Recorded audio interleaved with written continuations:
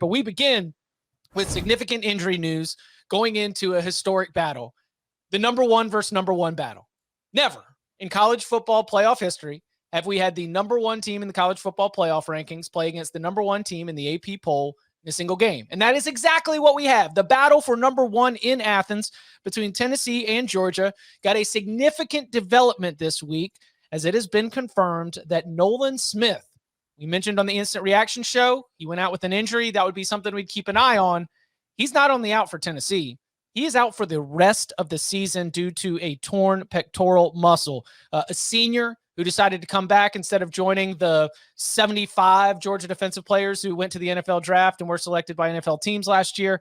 He was a big part of this group. So we need to look at this in the immediate future. How does this impact the way that you look at Tennessee's offense against Georgia's defense? And then the next piece of this, regardless of what you think the outcome is going to be, what are the other games on the schedule? How does this impact Georgia moving forward in those national title hopes that the Bulldogs have? Who's up next? I mean, there's a lot of layers to this. Nolan Smith, very significant. What do we make of where Georgia goes from here? I think it is potentially significant because Nolan Smith, among Georgia's guys who have like at least 50 pass rushes, was leading their team in pressure rate. But at the same time, if you've watched Georgia this year, which obviously we do, it's our job, they have not been a good team as far as getting pressure on the quarterback already. Like, pressuring the quarterback is not something that this Georgia defense has relied upon so far, even though they've had a lot of big leads in games and a lot of opportunities to pass rush. They're like 110th or 115th, I saw this morning, in sack rate, and their pressure rate is in like the 70s. So they have been more of a coverage disruption defense than they actually have been a pure pass rush defense. But they, in order to create that pass rush, they might have to blitz more against Tennessee, and that could change some of the things they do on the back end with their coverage stuff. So I can't say it won't have an impact, but they have not been relying on just pass rush this year from Nolan Smith. Yeah, they don't have a great pass rush, but the fact is he is their leading sacker, and he does have the most tackles for loss on the team. So even if it's not getting to the QB, he is one of the most disruptive forces they have on the defense. But to your point, I do think Georgia's philosophy defensively is keep the quarterback in the pocket more than get the quarterback, and then we've got guys who can cover and keep things in front of them and, you know, take care of it that way. But I do think, like, for this matchup this week, I do think that's a major loss. But at the same time, the way Tennessee's offense works, nobody's really getting much pressure on Hendon Hooker to begin with because the ball's out of there pretty quick. So I don't know. It definitely, Nolan Smith is one of the best players on that defense. Losing him hurts. Georgia's probably got another monster they could throw right in there who will be just as good. But it's hard to say it's not going to have an impact. But I don't think it's going to have a huge impact. But it definitely kind of makes me wonder about this weekend. Somebody stepping in for their first game as a starter in a bigger role against this Tennessee offense. That's not going to be great. There could be some mistakes. Yeah, I thought the same thing, Tom, when I was thinking about it, was from the standpoint of, well, they're just going to fill it in with another 4 or 5 star. The talent drop won't be that bad. But what I do think is massive is the loss in leadership. Somebody who's played in a lot of these games before, who's been in, had significant roles in national championship games. That experience is something that, we see it all have to happen all the time in Bama, Georgia, some of these, Ohio State. Like, when there's younger players that have to step up, there's sometimes that the experience gap is something that takes getting used to. And it is something that Georgia will have to overcome, being in the right spot. And if you're playing against a team like Tennessee, I guarantee they're going to try to exploit any weakness they can find. And if it's a new guy in there, they'll try to put you on an island and take advantage of you, whether it's in the run game or the pass game. They'll try to exploit that as best they can. So whoever's filling in for Nolan Smith is going to get tested early and often, I think, in this game. I'm sorry, Chip, go ahead. I was going to say his listed backup on the depth chart is MJ Sherman. I've also seen it be floated that this becomes something that really changes the role for some of the talented freshmen who've already been trying to make a splash in this team, and players that might be asked to take on a little bit more responsibility. Maybe you start to shift around what you do in the secondary as well. He was strong. He was the strong side linebacker, but what's the personnel look like? Because I think I mentioned earlier, the rest of that linebacking crew, we've got some youth out there, some players who haven't played in games like this. And this is, to your point, Danny, going against an up-tempo offense. Like, you're going to have to be constantly dialed in at all times, and Tennessee's going to try to exploit. They're going to try to find the mismatch every single time, and it might be possible that mismatch is Nolan Smith's backup. This is why you recruit so well, right? So that if you do have injuries, you have the depth to survive some of the natural attrition that comes with football, because football is it's a collision game, not a contact game. Our producer Jordan also produces the Junkyard Dogcast on the 24/7 Sports Network. Rusty and Kip and all those guys, and he has Dumas Johnson as likely to be in there for Georgia. So that makes some sense. I am curious as to how aggressive Georgia is actually going to be. Georgia has been a strong red zone defense so far this year. They have not allowed very many explosive plays at all. Now, occasionally, but like it feels a little bit more flukish to me. And one of the things Tennessee has done a great job of in its home games is they are an ultra tempo team. And check us out on YouTube. I did a little 60-second Tennessee explainer on their offense, which, I mean, it's hard to explain a college ball offense in 6 seconds, but shorts are going to short. At home, Tennessee does a great job of using motion and checking the play. Even though we think of them as a great tempo team, they do a lot of like check with me, look at the sidelines type stuff. Georgia is going to have an insane crowd here. This is going to be the biggest Georgia game at home probably since maybe that Notre Dame game 4 or 5 years ago when they debuted the lights, remember? And it was like, oh my gosh, Georgia's got lights. And the recruits of this game are not going to play in the game, but like that just kind of tells you the atmosphere they're going to have. Like Kirby's bringing the entire country in for a visit this weekend. I'm wondering how well Tennessee can make adjustments at the line of scrimmage to their motion, right? Is it just all hand signals to the sideline?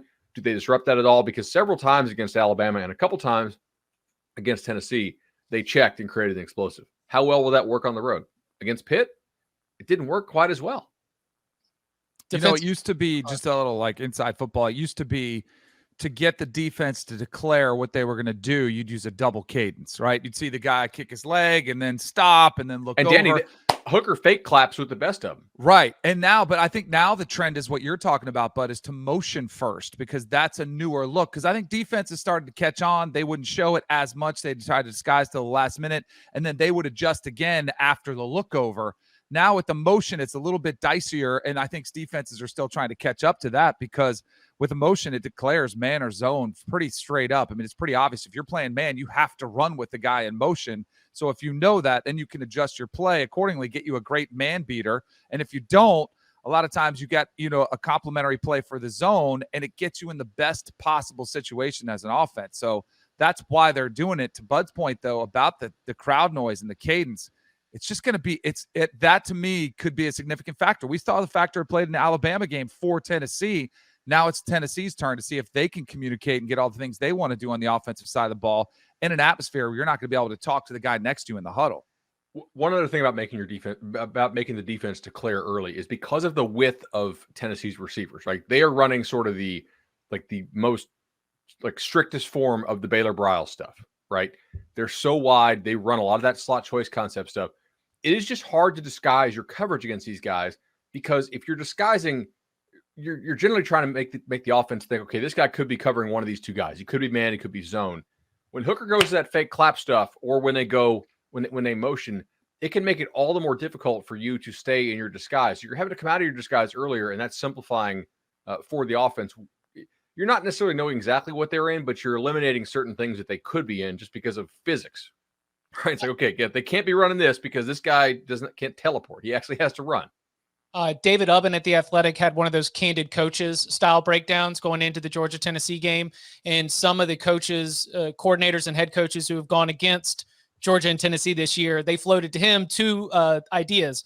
Number one, we've got to change in defensive play caller. Dan Lanning's gone. Glenn Schumann now has the responsibilities. And then part two, he may be adjusting some of that aggressiveness versus not aggressiveness, complex versus not complex, because we don't have a ton of juniors and seniors. You don't have Nakobe Dean. You don't have Jordan Davis, Devontae Wyatt, at Trayvon Walker. The group that they had was so special, not just because of the talent, but because of the experience and what they could handle.